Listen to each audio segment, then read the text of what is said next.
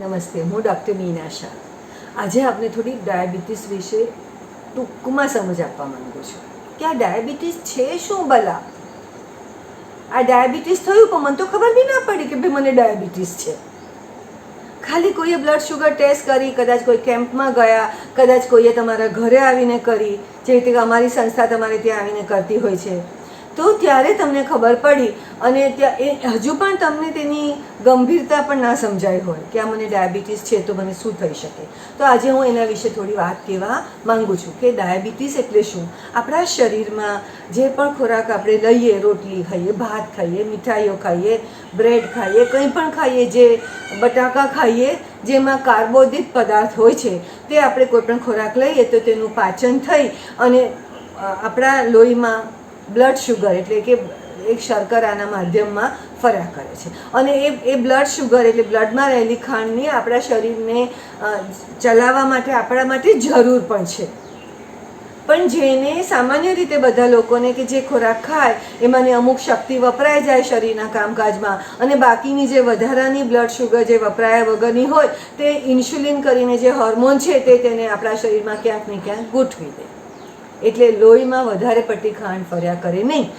લોહીમાં જ્યારે વધારે પડતી ખાંડ ભર્યા કરે અને એનું ક્યાંય પછી એનું જે ઓછામાં ઓછી 100, જ્યારે તમે સવારે ઉઠીને બ્લડ શુગર ટેસ્ટ કરો તો 100થી ઓછી હોવી જોઈએ. જમ્યા પછી 150, 160, 170થી ઓછી હોવી જોઈએ. એનાથી પણ વધારે રહે તમારી, એટલે તમારું શરીર જે કાર્બોહાઈડ્રેટ પચાવ્યા પછી જે બ્લડ શુગર ફર્યા કરે છે, એના હિસાબે જે લોહીમાં વધારે પડતી ખાંડ ફર્યા કરે છે તેના હિસાબે લાંબા સમય સુધી જ્યારે આ ફર્યા કરે તો વારંવાર ચેપ લાગી શકે, કોઈને હૃદય રોગ થઈ શકે, કોઈને લકવો પડી શકે, કોઈને પગમાં સેન્સેશન ન આવે અને ચેપ થઈ જાય તો પગ કાપી નાખવો પડે. ઘણી બધી મુશ્કેલીઓ, કિડની ફેલ થઈ શકે, ઘણી બધી વિષમ અસરો થાય છે જે જિંદગીના માટે જોખમકારક છે.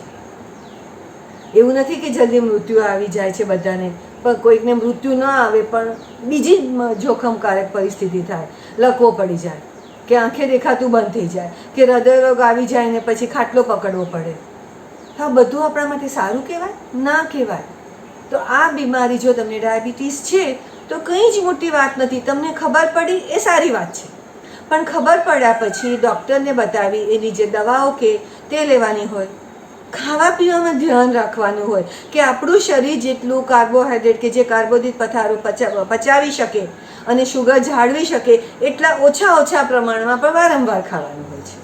શાકભાજી વધારે ખાવાના હોય છે, કઠોળ વધારે ખાવાના હોય છે, અને થોડું ધ્યાન રાખવાનું હોય છે, દવા લેવાની છે. થોડું જેટલું હરતા ફરતા રહીએ, શરીર પ્રવૃત્તિમય રહે, સ્નાયુઓ મજબૂત રહે, એટલું બ્લડ શુગર કંટ્રોલ કરવાનું ઇઝી પડે છે.